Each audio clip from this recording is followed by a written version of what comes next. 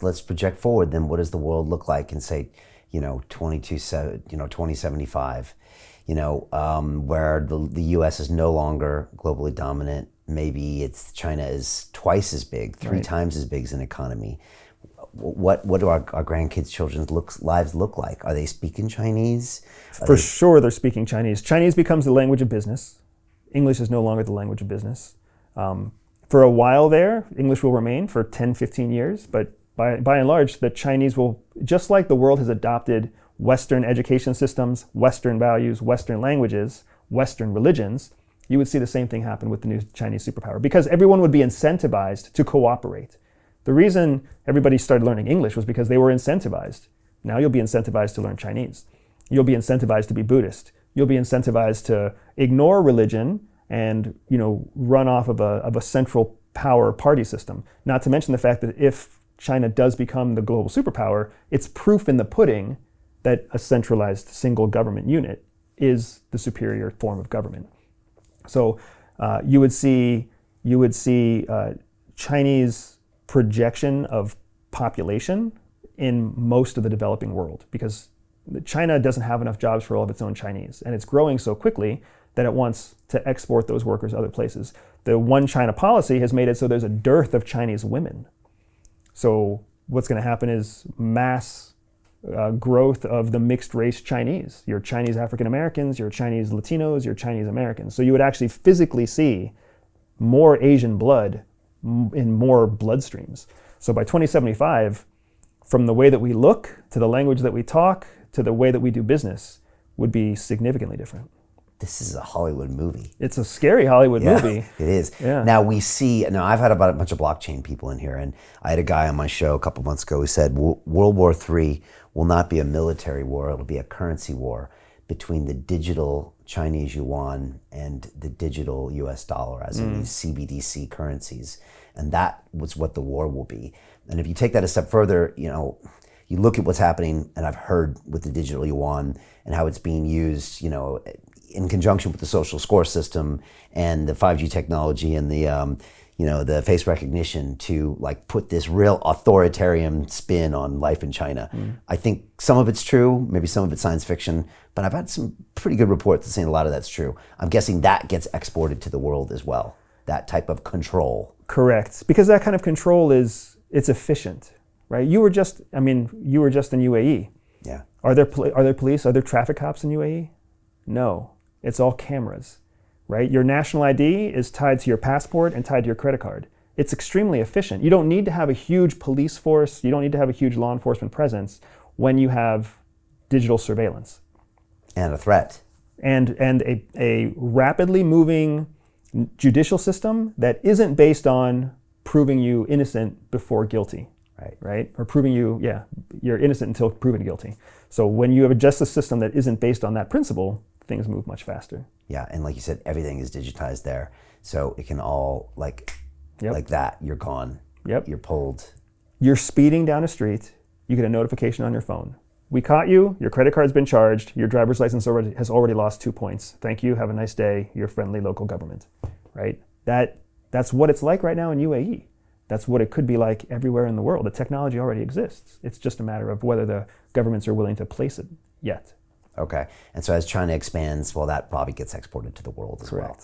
And this is going to happen, has a high, back to the Bustamante probabilities, this is high, over 50. According to economists, it's already essentially virtually guaranteed, right? According to economists, the probability is like 85%. But does the size of the GDP determine the outcome? It's not necessarily the size of the GDP, it's the leverage that you have for future economic growth.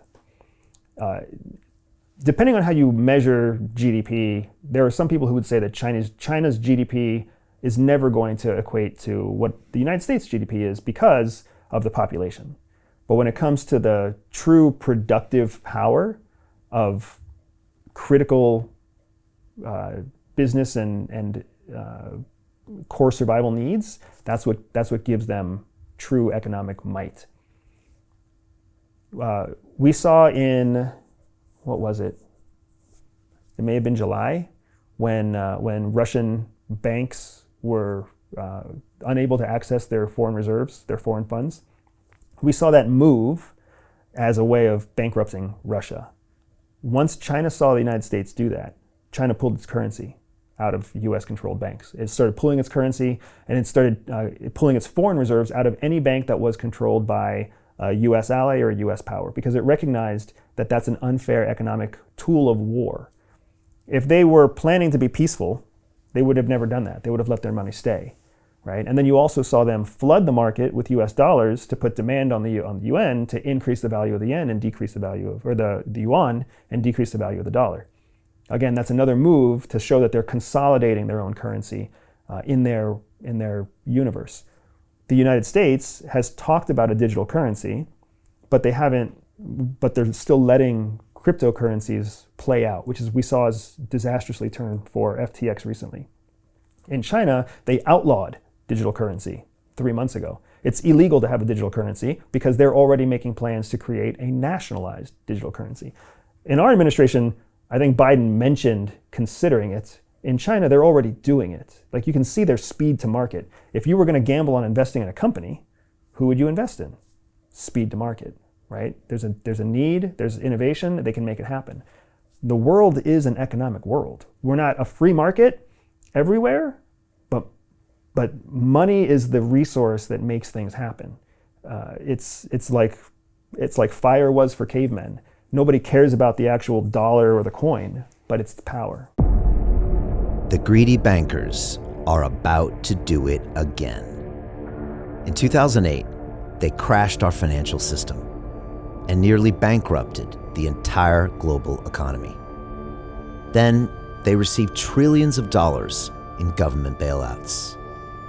And after, they demanded fat bonuses paid for by you, the taxpayer. It turns out the banks haven't just been screwing the American taxpayers, they're also screwing over their investors. Turns out the banking industry is the worst place you could put your money, despite enormous taxpayer bailouts. Now the bankers are back to take away your financial freedom. They lie and tell you that cryptocurrency isn't safe. They try to make it illegal for you to choose how to invest your hard-earned money. They lie and say cryptocurrency is used by money launderers and criminals. But look at the record. It's the banks themselves that launder hundreds of billions of dollars every year to the biggest criminal operations in the world.